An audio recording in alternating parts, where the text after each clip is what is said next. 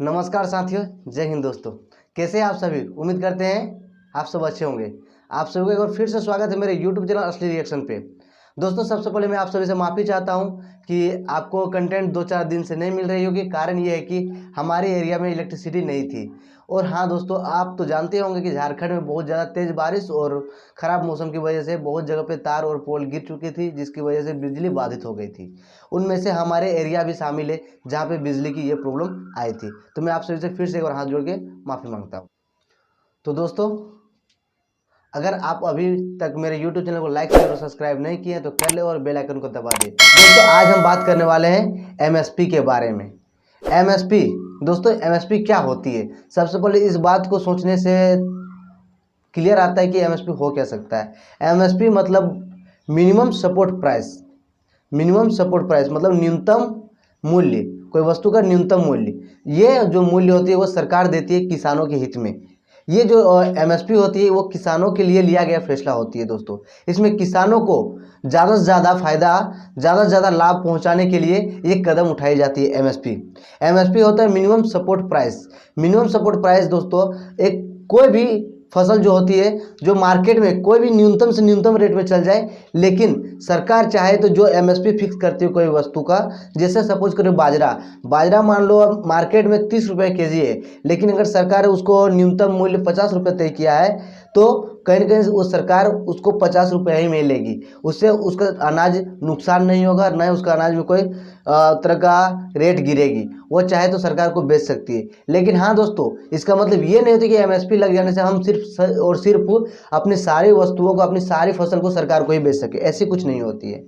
अगर आप चाहें, अगर किसान चाहे और व्यापार चाहे, किसान और व्यापारी अगर चाहे तो दोनों आपसी सहमति से अपने फसल को बेच सकते हैं। मंडी में बेच सकते हैं, कृषि बाजार में बेच सकते हैं, जहाँ चाहे वहाँ बेच सकते हैं। लेकिन अगर आप सरकार को बेचते हैं तो जो तय की गई MSP है आप उसी रेट में उनसे बेचेंगे, चाहे आपका रेट फसल का कितना ही गिरा हुआ हो या फिर कितना उतार चढ़ा हुआ हो, उस पर वो डिपेंड नहीं करती है।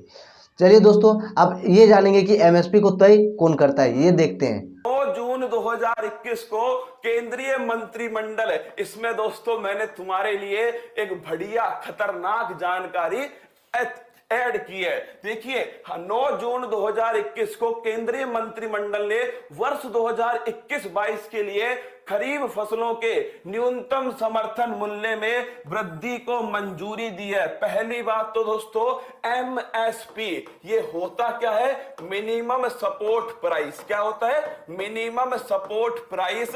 इसका मतलब क्या है दोस्तों? देखिए, मैं पहले लिख रहा हूं फिर आपको समझाऊंगा। देखना, अतिरिक्त उत्पादन, देखिए लिखिएगा दोस्तों, अतिरिक्त उत्पादन को न्यूनतम मूल्य पर खरीदने की गारंटी। क्या? न्यूनतम मूल्य पर खरीदने की जो गारंटी है दोस्तों, ये कहलाती है मिनिमम सपोर्ट प्राइस। मेरी बात को गौर से सुनना। अधिकतम उत्पादन जो होगा दोस्तों, उसको न्यूनतम मूल्य पर खरीदने की जो गारंटी होगी वो होगी मिनिमम सपोर्ट प्राइस। क्या होगी? Minimum support price. और मैं आपसे पहले भी कह चुका हूं दोस्तों, MSP इसका उद्देश्य है दोस्तों किसानों की आय को डबल करना। क्या करना? इसका उद्देश्य है किसानों की जो आय है, इस आय को दोस्तों डबल करना, ये इसका उद्देश्य है। और ध्यान रखना, अगर आपसे पूछ ले किसानों की आय को डबल करने के लिए कौन सी समिति बनती है? अशोक दलवई समिति। कौन सी? अशोक दलवई समिति किसानों की आय को डबल करने के लिए बनाई गई। और दोस्तों, जो MSP है, क्या जो MSP है ये लागत का 1.5 गुना होगा। ये किस समिति की सिफारिश है? लिख लो, MS स्वामीनाथन समिति। छापिएगा दोस्तों।